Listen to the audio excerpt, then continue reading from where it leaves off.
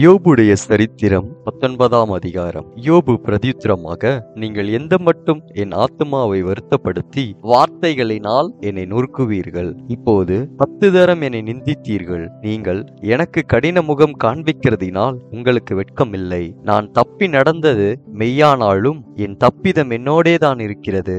நீங்கள் எனக்கு விரோதமாக பெருமை பாராட்டி எனக்கு நிந்தையாக என்னை கடிந்து கொள்ள வேண்டும் என்றிருப்பீர்களாகில் தேவன் என்னை கவிழ்த்து தம்முடைய வலையை என்மேல் வீசினார் என்று அறியுங்கள். இதோ கொடுமை என்று கூப்பிடுகிறேன், கேட்பார் ஒருவரும் இல்லை. கூக்குரல் இடுகிறேன், நியாய விசாரணை இல்லை. நான் கடந்து போக கூடாதபடிக்கு அவர் என் பாதையை வேலியடைத்து என் வழிகளை இருளாக்கி விட்டார். என்னில் இருந்த என் மகிமையை அவர் உரிந்து கொண்டு என் சிரசின் கிரீடத்தை எடுத்து போட்டார். அவர் என்னை 4 புறத்திலும் நாசமாக்கினார். நான் அற்றுப்போகிறேன். என் நம்பிக்கையை ஒரு செடியை போல பிடுங்கி போட்டார். அவர் தமது கோபத்தை என் மேல் எரிய பண்ணினார். என்னை தம்முடைய சத்துருக்களில் ஒருவனாக எண்ணிக்கொள்ளுகிறார். அவருடைய தண்டு படைகள் ஏகமாய் வந்து எனக்கு விரோதமாய் தங்கள் வழியை உயர்த்தி என் கூடாரத்தை சுற்றி பாளையம் இறங்கினார்கள்.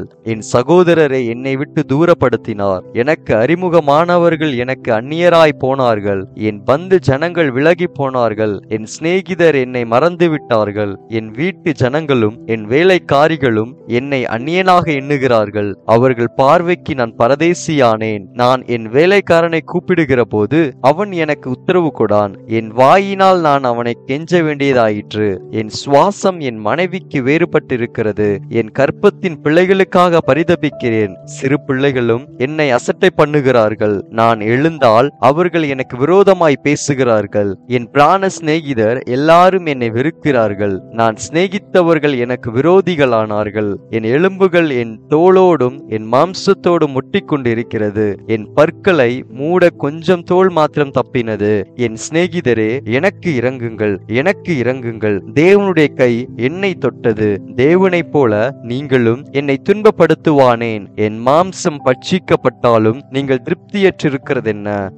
நான் இப்பொழுது சொல்லும் வார்த்தைகள் எழுதப்பட்டால் நலமாயிருக்கும். அவைகள் ஒரு புஸ்தகத்தில் வரையப்பட்டு அல்லது என்றைக்கும் நிலைக்க அவைகள் கருங்கல்லிலே உளி வெட்டாகவும் ஈய எழுத்தாகவும் பதிந்தால் நலமாயிருக்கும். என் மீட்பர் உயிரோடு இருக்கிறார் என்றும் அவர் கடைசி நாளில் பூமியின் மேல் நிற்பார் என்றும் நான் அறிந்திருக்கிறேன். இந்த என் தோல் முதலானவை அழுகி போன பின்பு நான் என் மாம்சத்தில் இருந்து தேவனை பார்ப்பேன். அவரை நானே பார்ப்பேன். அந்நிய கண்கள் அல்ல, என் கண்களை அவரை காணும். இந்த வாஞ்சையால் என் உள்ளிந்திரியங்கள் எனக்குள் சோர்ந்து போகிறது. காரியத்தின் மூலம் எனக்குள் கண்டுபிடிக்கப்படுகையில் நாம் ஏன் அவனை துன்பப்படுத்துகிறோம் என்று நீங்கள் சொல்ல வேண்டியதாமே. பட்டயத்துக்கு பயப்படுங்கள், நியாய தீர்ப்பு உண்டென்கிறதை நீங்கள் அறியும் பொருட்டு மூர்க்கமானது பட்டயத்தினால் உண்டாகும் ஆக்கினையை வரப்பண்ணும் என்றான் என்பதே. ஆமென்.